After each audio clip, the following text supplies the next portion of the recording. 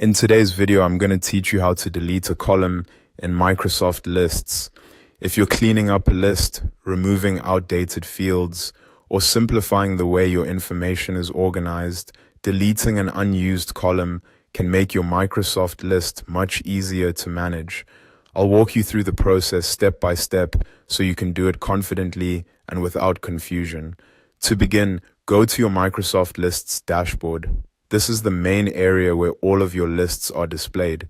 If you use Microsoft Lists regularly, this is where you'll usually start whenever you want to make changes to an existing list. Take a moment to make sure you're on the correct dashboard before moving forward. Once you're there, click on the list you want to delete a column from. Make sure you choose the right list, especially if you have several with similar names or related content. Opening the correct list first is important because any changes you make will apply only to that list. After the list opens, find the column you want to remove and click on the column drop-down. This drop-down is typically located in the column header area. It gives you access to more options for managing that specific column.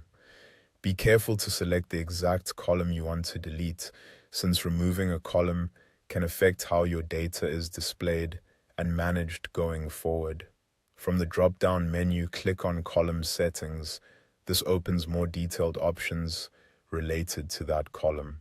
If you don't immediately see every option, just look carefully through the menu, as the wording and layout may appear slightly different depending on your version of Microsoft Lists.